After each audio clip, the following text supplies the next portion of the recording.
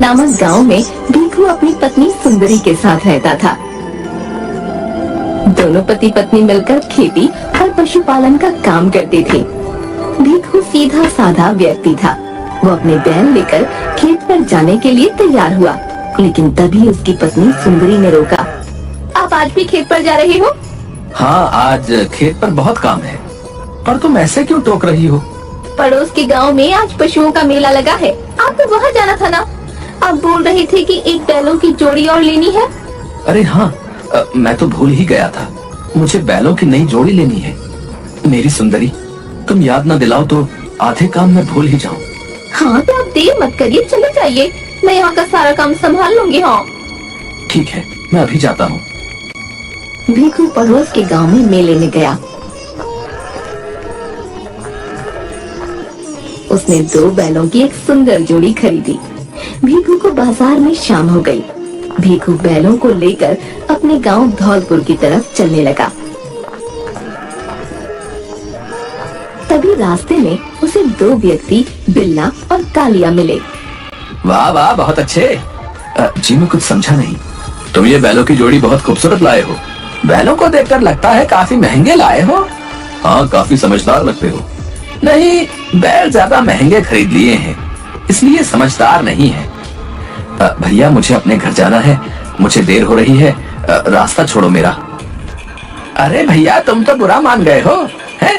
अगर तुम समझदार हो तो साबित करो। जाने दो मेरे बाप, मैं बेवकूफ ही अच्छा हूँ। हाँ भाई, जाने दो इसे। वैसे भी धौलपुर में बेवकूफ भरे पड़े हैं। ससुरे हमारे गांव को गवार समझते हैं। हाँ बोलो, क्या बोल रहे हो तुम लोग? बेवकूफ नजर आते हैं क्या हम तुमको, हैं? भैया, गुस्सा काहे रहे हो, हैं? तुम हमारे साथ एक खेल खेलो।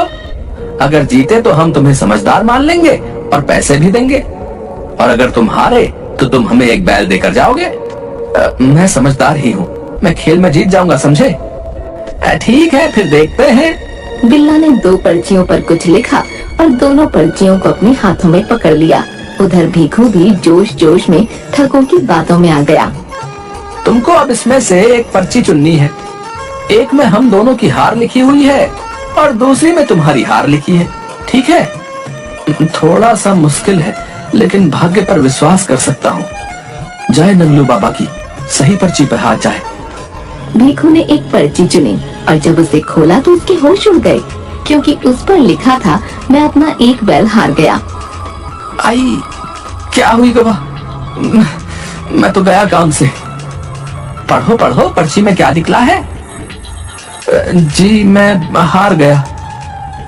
अच्छा, इसका मतलब अब एक बैल हमारा हुआ। जी लेकिन बिल्ला ने दूसरी पर्ची भी वहीं फेंक दी और कालिया के साथ एक बैल को लेकर चला गया। भीखू ने दोनों पर्चियां लेकर अपनी जेब में रख ली और उदास मन से एक बैल को लेकर घर की तरफ बढ़ने लगा।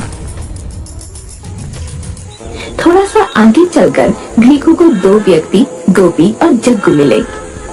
अरे क्या बात है, बहुत शांत और उदास जा रहे हो। हम तुम्हारी कोई मदद कर सकते हैं क्या? भीखू ने उन दोनों को अपने साथ हुई ठगी के बारे में बताया। हमारे पास इसका इलाज है, सिर्फ बाबा ही इनकी मदद कर सकते हैं, लेकिन एक मुश्किल है। क्या? बताओ भाई, मेरी मदद करो। हमारे गांव में एक सिद्ध बाबा है जो तुम्हारा बैल वापस ला सकते हैं, लेकिन वो सिर्फ अपने गांव के लोगों की ही मदद करते हैं। क्या सच में? हाँ, उनके पास जादुई शक्तियां हैं। तुम्हारे एक बैल को देखकर दूसरा बैल लाकर दे देंगे। तुम भले आदमी लगते हो, मेरी मदद करो। मेरा बैल ले जाओ और दूसरा बैल ले आओ भाई। तुम भी भले आदमी लगते हो, हम तुम्हारी मदद करने को तैयार हैं। तुम यही रुकना, हम तुमसे यहीं मिलेंगे, ठीक है भाई?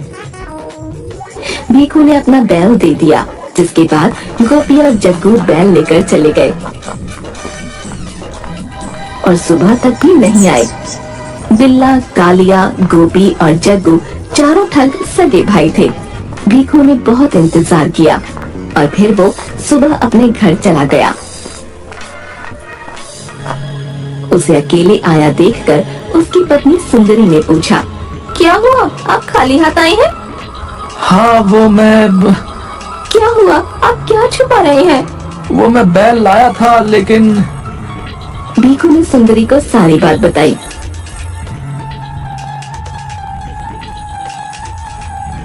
और वो दोनों पर्चियां भी दी। लेकिन जब सुंदरी ने पर्चियां खोल कर देखी तो दोनों पर्चियों में एक जैसा ही लिखा था।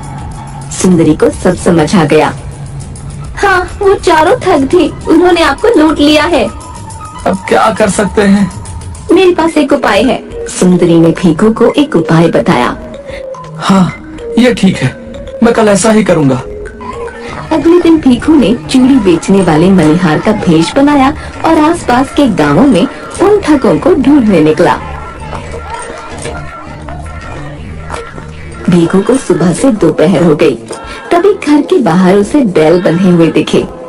मेरे बैल यहाँ बंधे हैं, ये घर जरूर ठगों का है। आज इनको नहीं छोड़ूंगा, मैं इनको सबक सिखा कर रहूंगा। भीखू उस घर के पास आवाज लगाने लगा। बिल्ला बाहर आया। हमें चोरियों की कोई जरूरत नहीं है, आज घर में कोई नहीं है, चलो जाओ यहाँ से। कोई नहीं भैया, आज तुम ही चोरी खरीद लो। तुमको बोला है ना कि घर में कोई महिला नहीं है। अच्छा, तो आज वो खेल ही खेल लीजिए जो कल रात को खेला था। भीखू अपने असली रूप में आ गया और उसने बिल्ला को बहुत पीटा। मत मारो भाई, गलती हो गई, छोड़ दो।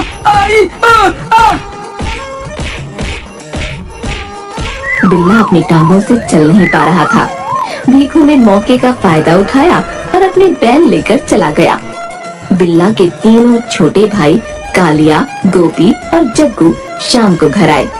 भैया, आपको क्या हुआ? वही व्यक्ति आया था जिसके हमने बैल ठगे थे। बहुत मारा मुझे, वो अपने बैल ले गया।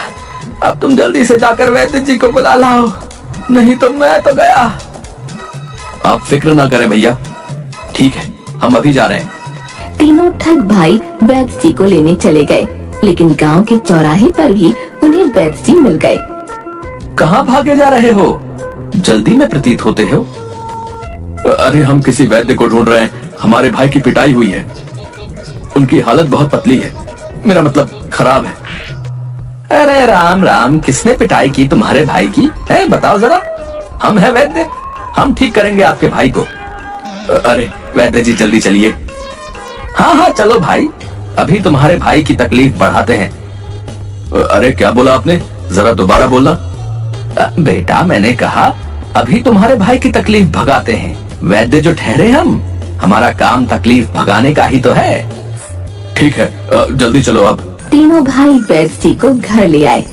अरे किसका इलाज करना है, मुझे यहाँ कोई दिख नहीं रहा। वैद्य जी नीचे देखो, ये हमारे भैया हैं और इनको चोट लगी है। अरे बहुत गहरे घाव दे गया कमबख्त, लेकिन एक समस्या है, मेरी औषधि खत्म हो गई है। मैं तुम लोगों को औषधि बता देता हूँ, पास के जंगल से ले आओ। वैद्य जी ने तीनों ठग भाइयों को औषधि लेने भेज दिया और फिर अपने असली रूप में आ गए। वैद्य जी का असली रूप देखकर बिल्ला के तो होश ही उड़ गए, क्योंकि भीखू ही भेष बदल कर आया था। तू यहाँ फिर से आ गया? हाँ, शायद अभी कुछ हिसाब और बाकी है। भीखू ने फिर से एक डंडा उठाया और बिल्ला को पीटना शुरू कर दिया और उसके भाइयों के आने से पहले ही वो वहाँ से भाग गया। जब बिल्ला के तीनों भाई वापस आए तो बिल्ला ने उनको सारा हाल सुनाया। कमीने ने मार मार कर भरता बना दिया, उसे छोड़ना मत। बस बहुत हो गया, अब उस आदमी को नहीं छोड़ेंगे। ठीक है, लेकिन हम कैसे ढूंढेंगे? बहुत आसान है, उसने अपने बैल अपने घर के बाहर जरूर बांधे होंगे। अब चलो, उसको वहीं पर पीटेंगे। कालिया, गोपी और जग्गू तीनों अपने भाई का बदला भीखू से लेने के लिए उसके गांव पहुंच गए और भीखू का घर ढूंढने लगे। तभी उन्होंने देखा कि एक बड़े से घर के बाहर बैल बंधे हैं। दुश्मन मिल गया, बैल यहाँ बांधे हैं तो वो घर के अंदर ही होगा। ध्यान रहे, उसको बहुत पीटना है, उसको याद रहे कि किससे पंगा लिया था। तीनों भाई अंदर गए, लेकिन वो एक पुलिस वाले का घर था। पुलिस वाले ने तीनों को बहुत मारा। तीनों वहाँ से जान बचाकर भागे। पुलिस वाले के घर के बाहर भीखू खड़ा था। मुझे पता था कि तुम मुझे ढूंढते हुए आओगे, इसलिए मैंने अपने बैल पुलिस वाले के घर के सामने बांध दिए थे। हमें माफ कर दीजिए, हम आज के बाद किसी को नहीं ठगेंगे। तुम तो सच में अक्लमंद हो, हमने तो सोचा था तुम्हें अच्छा बुद्धू बनाया, लेकिन तुमने हमें अच्छा सबक सिखाया है। मेहनत से काम करो, इससे तुम्हारे साथ साथ दूसरे लोगों की जिंदगी भी आसान हो जाएगी। और अगर किसी को ठगोगे तो मुझ जैसा कोई कम मिल जाए क्या पता। चलो जी, अब हम चलते हैं। राम राम। भिखू अपने बैल लेकर चला गया और ठगों को पुलिस वालों ने पकड़ लिया और कुछ महीनों की कड़ी सजा के लिए कारागार में डाल दिया।